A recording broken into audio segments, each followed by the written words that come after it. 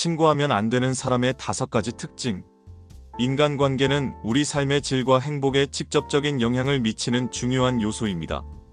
특히 우리가 친구라 부르는 사람들은 기쁨을 나누고 어려움을 함께 헤쳐나가는 동반자가 되어야 합니다.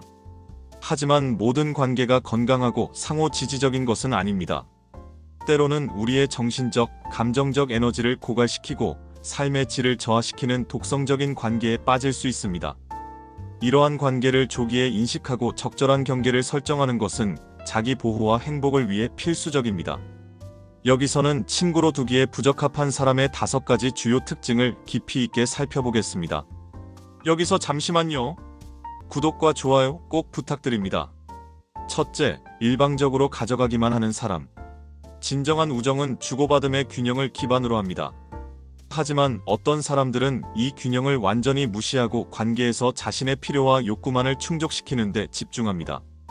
이런 사람들은 자신에게 도움이 필요할 때만 연락해오고 당신의 시간, 에너지, 자원을 아무런 죄책감 없이 소비합니다.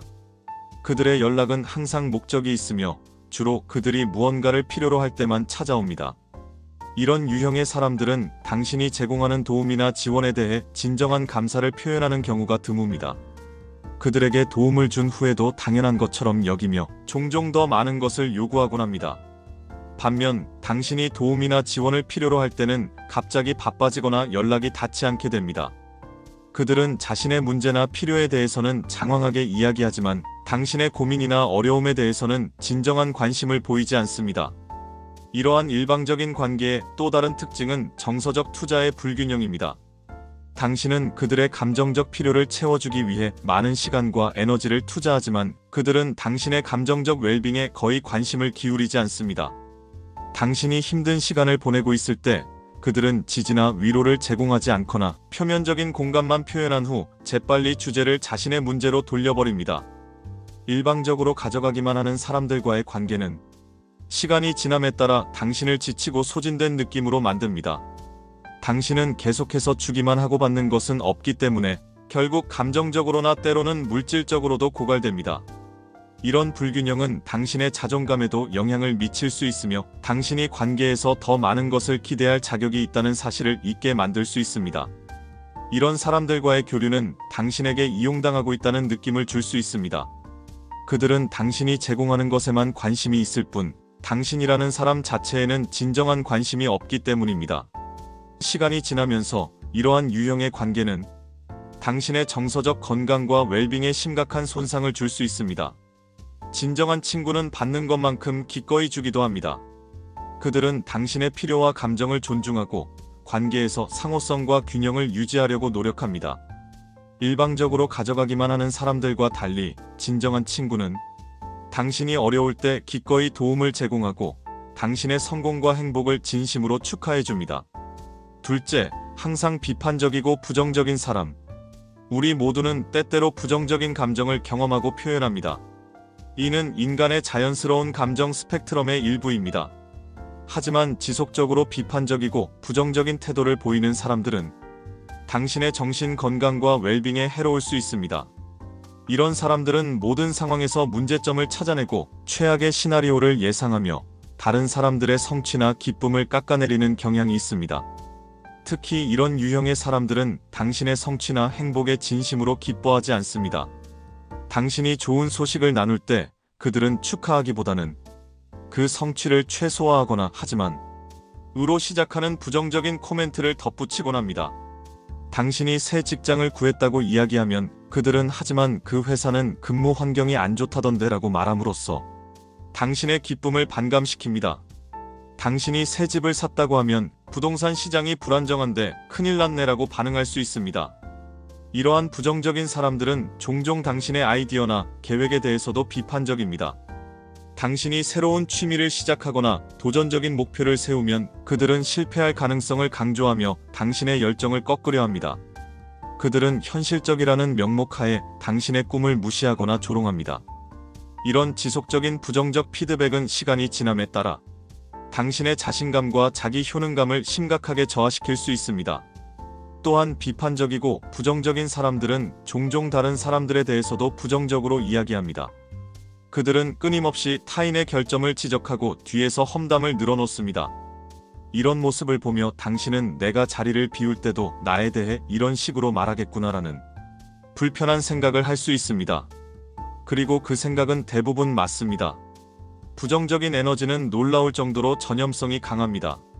지속적으로 부정적인 사람과 시간을 보내면 당신도 모르게 그들의 비관적인 세계관을 내면화하게 될 수 있습니다. 당신은 점점 더 비판적인 생각을 하게 되고 세상을 더 어둡게 보기 시작할 수 있습니다. 이는 당신의 정신 건강, 관계, 심지어 신체 건강에도 해로운 영향을 미칠 수 있습니다. 반면 긍정적이고 지지적인 친구들은 당신의 성취를 진심으로 축하해주고 당신의 꿈과 목표를 응원합니다. 그들은 당신이 실패했을 때도 비난하기보다는 격려하고 다시 일어설 수 있도록 도와줍니다.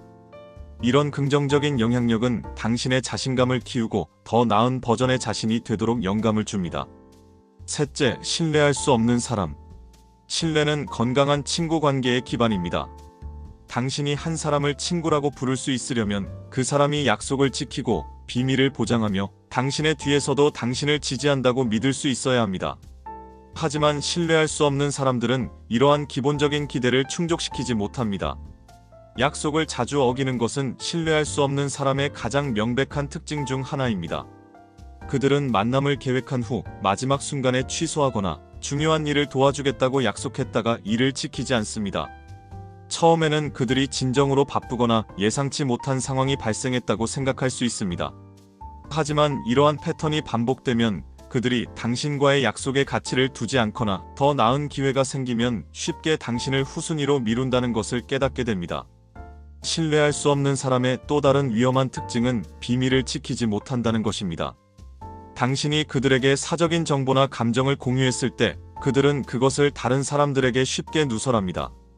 때로는 당신에 대한 가십거리를 만들기 위해, 때로는 단순히 대화를 이어가기 위한 재료로 당신의 비밀을 사용합니다. 이로 인해 당신은 배신감을 느끼고 더 이상 그들에게 자신의 진실된 생각이나 감정을 공유하기 어려워집니다. 더욱 우려스러운 것은 신뢰할 수 없는 사람들이 종종 당신의 뒤에서 당신에 대해 부정적으로 이야기한다는 점입니다. 그들은 당신과 함께 있을 때는 친절하고 지지적인 척하지만 당신이 없는 자리에서는 당신을 비판하거나 조롱합니다. 때로는 다른 사람들로부터 내 친구가 너에 대해 이런 말을 했어라는 이야기를 듣게 될 수도 있습니다. 이런 상황은 매우 고통스러우며 당신의 자존감과 타인에 대한 신뢰 능력에 심각한 손상을 줄 수 있습니다. 신뢰할 수 없는 사람들은 또한 종종 이중적인 기준을 가지고 있습니다.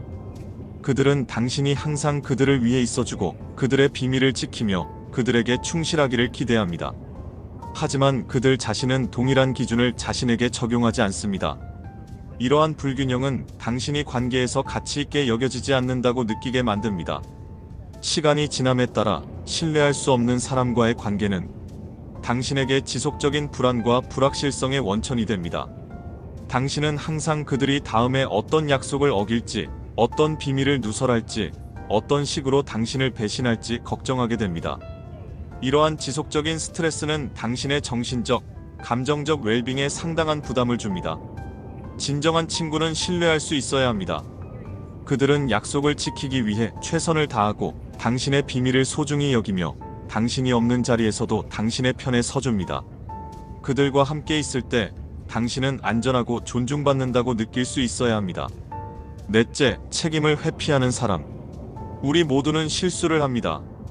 완벽한 사람은 없으며 진정한 성숙함은 자신의 행동에 책임을 지고 실수로부터 배우는 능력에서 비롯됩니다.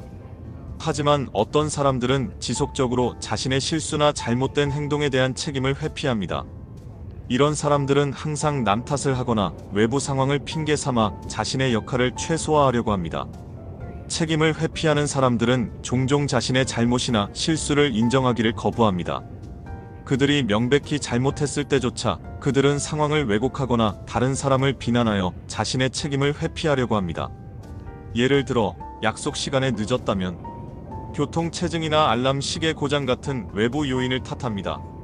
직장에서 업무를 제대로 완수하지 못했다면 불충분한 정보나 자원을 제공받았다고 주장합니다. 이러한 패턴은 그들이 자신의 행동이 가져오는 결과에 책임을 지지 않는다는 것을 보여줍니다.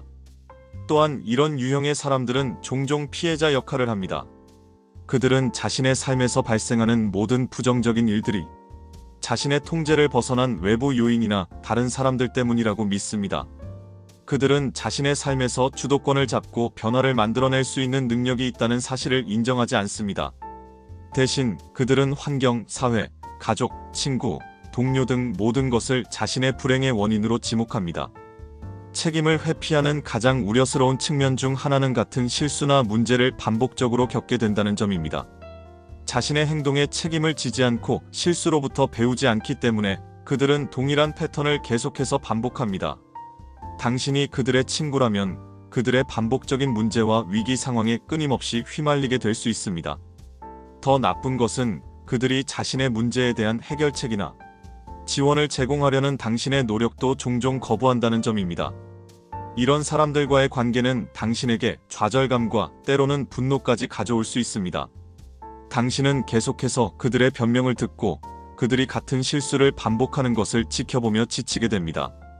더욱이 그들의 책임 회피 성향은 당신과의 관계에서도 나타날 수 있습니다. 그들은 당신에게 상처를 주거나 실망시키는 행동을 했을 때도 그것을 인정하거나 사과하지 않을 가능성이 높습니다.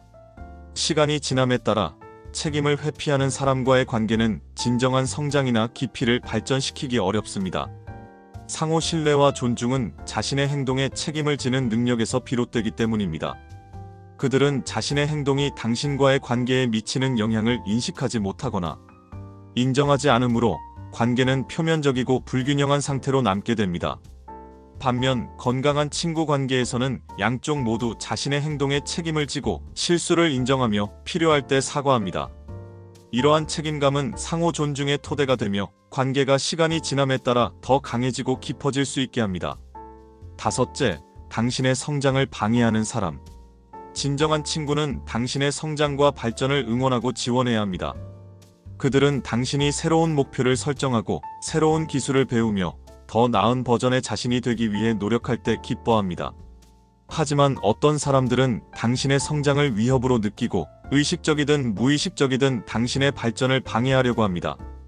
당신의 성장을 방해하는 사람들은 종종 당신의 새로운 목표나 꿈에 대해 의심을 표현합니다.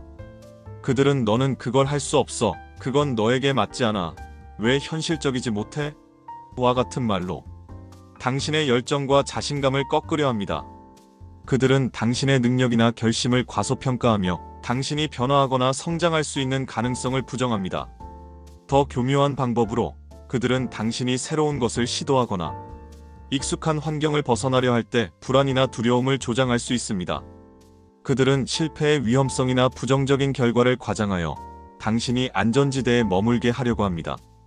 이런 행동은 겉으로는 당신을 걱정하는 것처럼 보일 수 있지만 실제로는 당신의 성장과 변화를 두려워하는 마음에서 비롯됩니다. 당신의 성장을 방해하는 또 다른 방법은 당신의 성취나 진전을 최소화하거나 무시하는 것입니다. 당신이 중요한 이정표를 달성했거나 새로운 기술을 습득했을 때 그들은 그것을 인정하지 않거나 축하해주지 않습니다.